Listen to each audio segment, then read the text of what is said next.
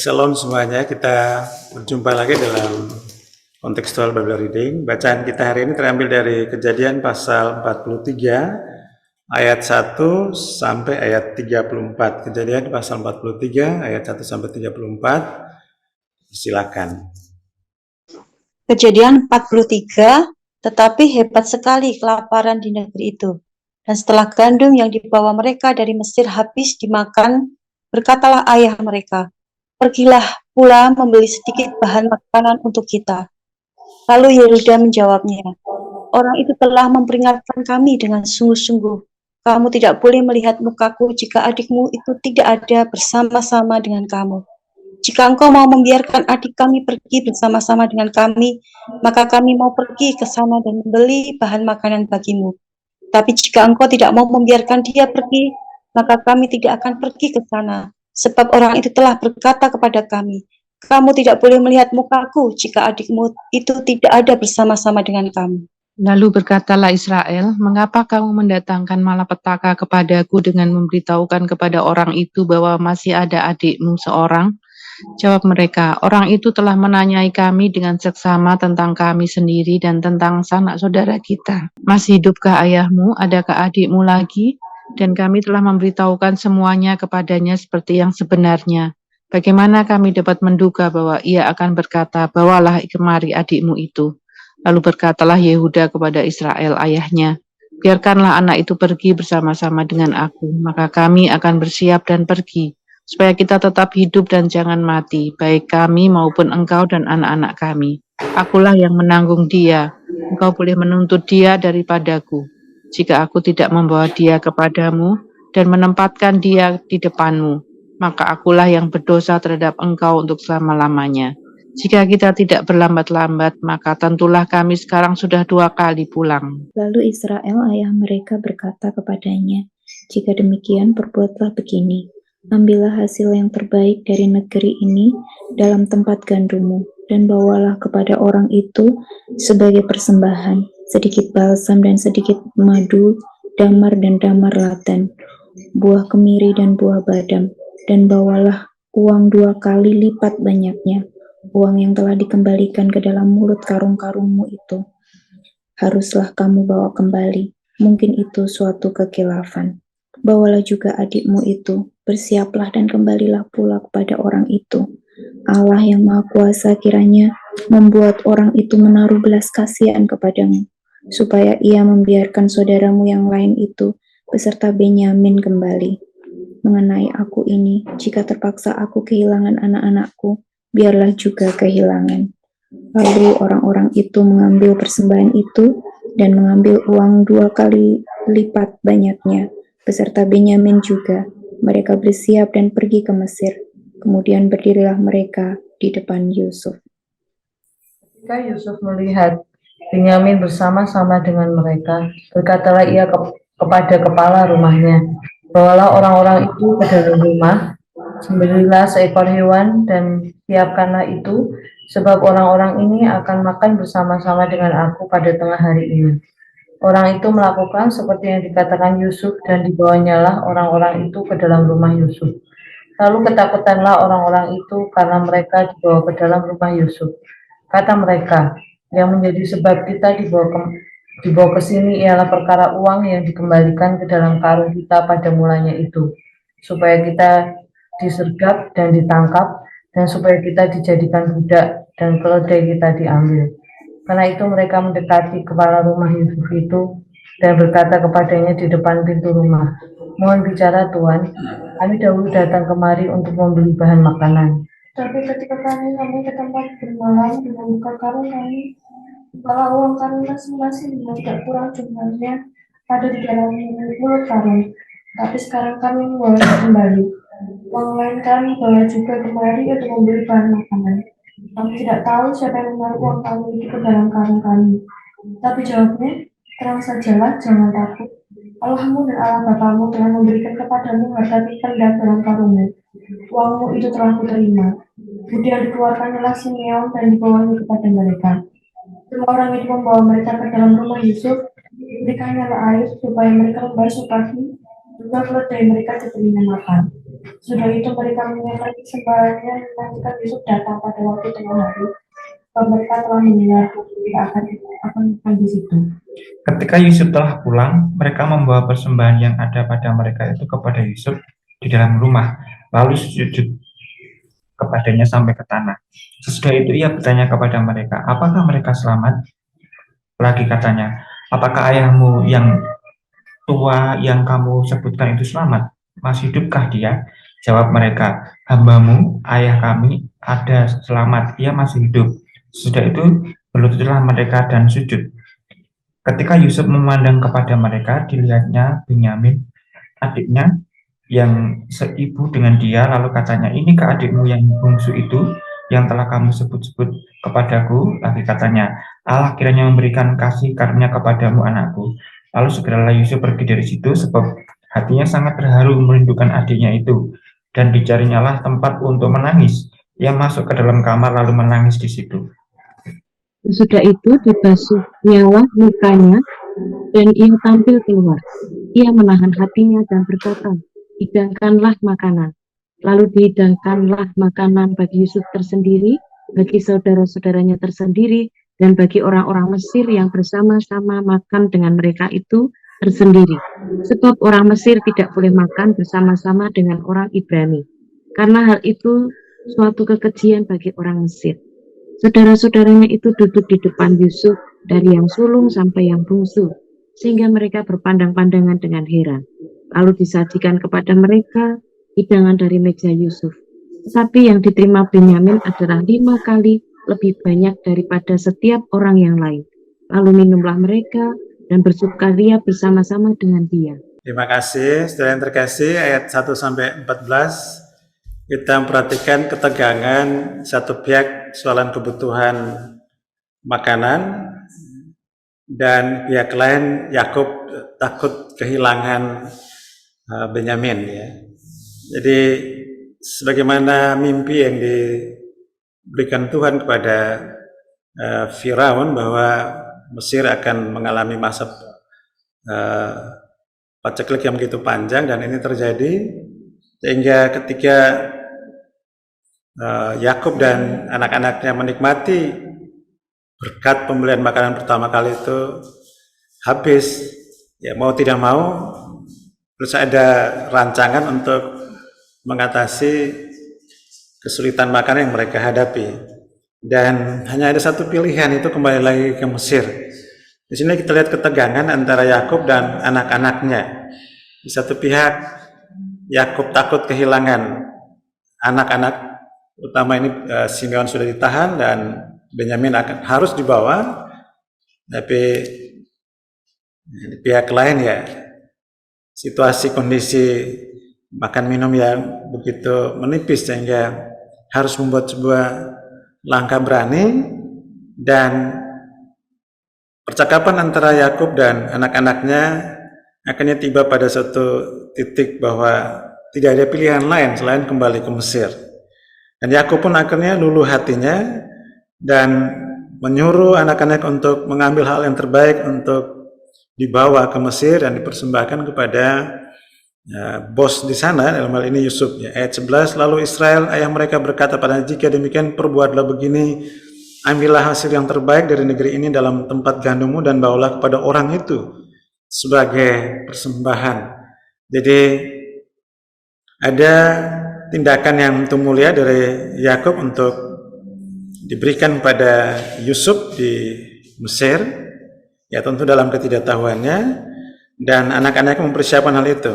Tapi hal yang menarik ketika kita melihat ketegangan antara Yakub dan anak-anaknya, antara pemenuhan kebutuhan makan minum dan takut kehilangan anak lagi, ternyata muncul di ayat 14, menarik untuk kita perhatikan, semacam doa dari Yakub menyertai atau mengiringi perjalanan anak-anaknya menuju ke Mesir. Ya. Dikatakan di ayat 14, Allah yang Maha Kuasa kiranya membuat orang itu menaruh belas kasihan kepadamu, supaya ia membiarkan saudaramu yang lain itu beserta Benyamin kembali. Mengenai aku ini, jika terpaksa aku kehilangan anak-anakku, biarlah juga kehilangan.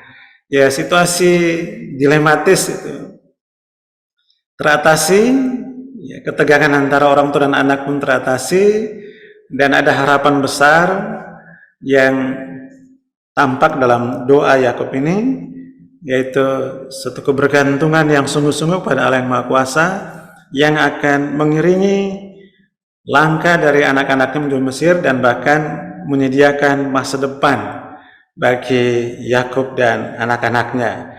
Dan dengan restu dari sang ayah, anak-anak Yakub menuju ke Mesir. Ayat yang ke-15 sampai ayat 23, ya ini kita lihat episode berikutnya ini ketegangan antara saudara-saudara Yusuf dan Yusuf ya. Jadi saudara-saudaranya kemudian sampai ke Mesir, dan di dalam ayat yang ke-15 bagian akhir dikatakan, kemudian berdirilah mereka di depan Yusuf. Dan ketika Yusuf melihat Benyamin bersama-sama dengan mereka, berkatalah ia kepada kepala rumahnya, bawalah orang-orang ini ke dalam rumah, sembelilah seekor hewan dan siapkanlah itu, sebab orang-orang ini akan makan bersama-sama dengan aku pada tengah hari ini. Jadi Yusuf dengan penuh keharuan itu mempersiapkan segala sesuatu untuk melayani jamuan makan bagi saudara-saudaranya. Dan suruhan dari Yusuf bertindak sebagaimana yang dikehendaki Yusuf. Ayat 17, orang itu melakukan seperti yang dikatakan Yusuf, dan dibawalah orang-orang itu ke dalam rumah Yusuf. Tapi kita melihat sekarang respon dari saudara-saudara Yusuf. Ayat 18, lalu ketakutanlah orang-orang itu karena mereka dibawa ke dalam rumah Yusuf. Kata mereka, yang menjadi sebab kita dibawa ke sini ialah perkara uang yang dikembalikan ke dalam karung kita pada monyet itu, supaya kita disergap dan ditangkap, dan supaya kita dijadikan budak dan keledai kita diambil ya. Nah ini menarik ketegangan ini ya. Gadamer itu seorang ahli hermeneutika mengatakan ini namanya pengaruh kesadaran sejarah itu yang jahat menghasilkan tafsir negatif ya, versus di satu pihak ya, di pihak lain itu Yusuf ya, punya pengaruh kesadaran rohani yang visioner, menghasilkan rancangan kasih yang transformatif. Dia dengan penuh haru dan sukacita ini siap melayani saudara-saudaranya, tapi saudara-saudaranya karena pernah berbuat jahat pada Yusuf, membaca rancangan ini ya, teks sosial ini dari kacamata yang negatif. Ini kita perlu waspada bahwa ya praktek-praktek hidup yang jahat yang tidak benar Tuhan itu punya nilai moral yang negatif, dan ya dalam banyak hal atau dalam situasi tertentu dia akan muncul dan menghasilkan sebuah tafsir negatif. Sementara di pihak yang lain yang mengalaminya tetapi itu mencoba memaknai dalam kelimpahan kasih Tuhan, justru merancang sesuatu yang baik, sebuah rancangan kasih yang transformatif ya.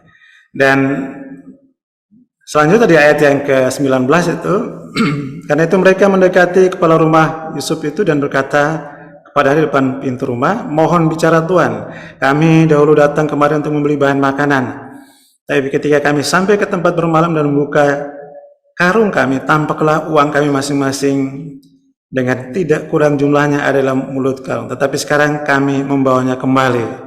Ya, apa yang menjadi pergumulan dari saudara-saudara kemudian terungkap dari sebuah keputusan untuk secara jujur mengatakan apa yang mereka alami pada waktu pertama kali datang ke Mesir untuk membeli makanan. Tapi respon yang kita lihat di ayat 23 menarik sekali, tetapi jawabnya, tenang sajalah, jangan takut, Allahmu dan Allah Bapamu telah memberikan kepadamu harta terpendam dalam karungmu, uangmu itu telah kuterima. Kemudian dikeluarkanlah Simeon dan dibawanya kepada mereka. Jadi kita tidak tahu secara persis bagaimana hamba-hamba Yusuf itu di Mesir terpengaruh oleh kehidupan Yusuf, tetapi melihat pasal-pasal sebelumnya bahwa Potifar pun melihat Tuhan menyertai Yusuf, demikian juga kepala penjara itu melihat bahwa Tuhan menyertai dan membuat berhasil. Dan paling tidak 7 tahun masa kelimpahan itu semua orang memandang pada sebagai orang disertai Tuhan, Nah, maka kita lihat di sini bahwa orang-orang di lingkaran terdekat dari Yusuf pun terpengaruh, bahkan punya cara pandang yang teologis yang betul-betul cara pandang ilahi untuk memaknai setiap situasi dan kondisi. Di pihak lain, saudara-saudara masih dalam keadaan seperti itu. Tapi ayat 23 ini memberikan kesejukan bagi saudara-saudara Yusuf untuk menunggu apa yang akan terjadi di jam-jam berikutnya. Jadi kita melihat bahwa dalam ayat 15 sampai 23, Yusuf bisa merancang sebuah perbuatan kasih berhadapan ketika berhadapan dengan orang-orang yang dahulunya membuat atau berbuat kejahatan kepada dirinya. Sebuah rancangan kasih yang transformatif dipersiapkan oleh Yusuf. Ayat yang ke-24 sampai ayat yang ke-34, tidak ada ketegangan di sini, justru yang terjadi adalah sukacita besar. Yusuf kemudian hadir dan jamuan makan siang itu dipersiapkan. Ada komunikasi yang terjadi antara Yusuf dengan saudara-saudaranya dengan pertanyaan-pertanyaan yang sangat-sangat sentimental sekali ya. Apakah ayahmu yang tua yang kamu sebutin itu selamat? Ya, masih hidupkah ia? Dan mereka menjawab, hambamu ayah kami ada selamat, ia masih hidup. Ya, dan saudara Yusuf ini sujud kepada Yusuf. Ya. Lalu ketika Yusuf memandang Benyamin, ya, hatinya betul-betul terharu. Inikah adikmu yang bungsu itu yang telah kamu sebut-sebut kepadaku? Dan ayat 23, ayat 29 bagian akhir menarik sekali, katakan lagi katanya, Allah kiranya memberikan kasih karunia kepadamu anakku. Lalu dia sudah nggak tahan lagi rasa harunya dan dicoba menahan diri. Dia meminta diri untuk mencari tempat dan kemudian menangis di sana. Kemudian kembali lagi menjumpai saudara-saudaranya dan dihidangkanlah makanan. Ayat yang ke-34 bagian akhir dikatakan di sana, lalu disajikan pada mereka hidangan dari meja Yusuf.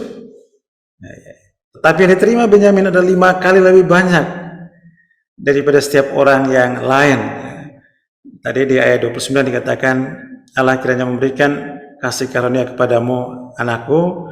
Ini secara praktis Benyamin dapat porsi 5 kali lipat dibanding saudara-saudaranya. Dan bagian akhir sekali ayat 34, lalu minumlah mereka, makan minum bersukaria bersama-sama dengan dia. Menarik sekali bahwa Yusuf menginisiasi praktek kasih Allah yang transformatif itu dengan melayani dalam tanda petik musuh-musuhnya. Ya. Dan sebenarnya hal ini sebuah upaya untuk menolong saudara-saudaranya memaknai arti relasi persaudaraan yang sejati melalui medium jamuan makan siang ini. Jamuan makan siang. Dan mereka bersukaria menikmati jamuan makan siang yang dilakukan oleh Yusuf sebagai seorang pemimpin besar di Mesir. Jadi terkasih, ketegangan di bagian awal dan perjumpaan saudara-saudara dengan Yusuf, endingnya adalah sukacita.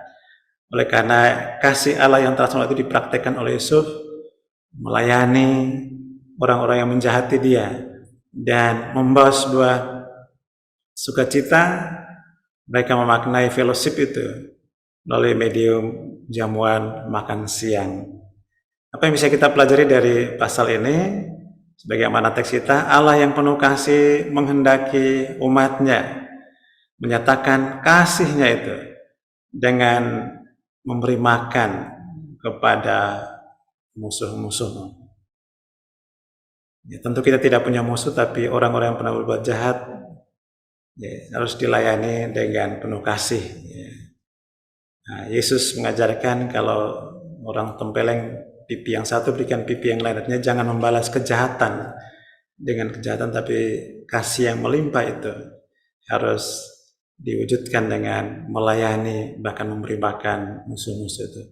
Aplikasi bagi kita hari ini, sudahkah saudara dan saya mempraktikkan kasih Allah secara melimpah kepada sesama kita, termasuk pada mereka yang berbuat jahat pada kita? praktek kasih Allah itu punya daya pikir transformatif yang membawa pemulihan dalam relasi dengan Allah dan juga dengan sesama, termasuk saudara dan saya. Mari kita mempraktekkan kebenaran firman Tuhan dalam hidup kita hari ini, dan nama Tuhan Yesus dipermuliakan. Tuhan memberkati kita semuanya. Amin. Ya, saudara, kita akan meresponi dengan pujian mengasihi lebih sungguh, melayani lebih sungguh. Kita pujikan melayani lebih sungguh.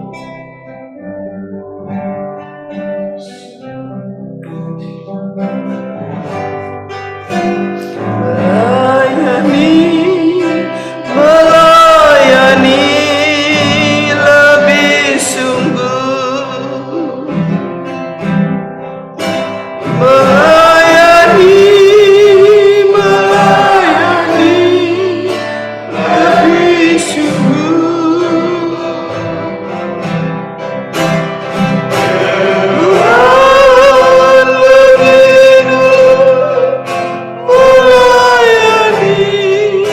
kepadaku, melayani lebih sungguh, mengasihi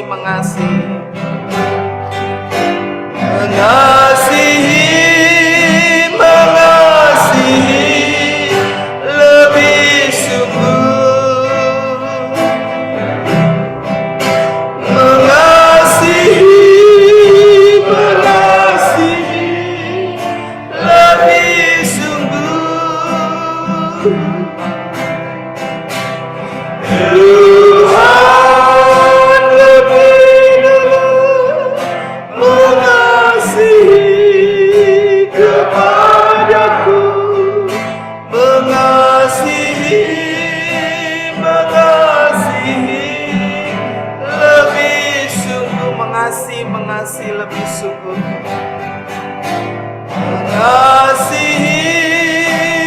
mengasihi lebih sungguh,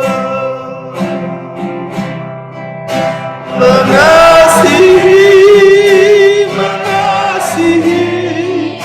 lebih sungguh.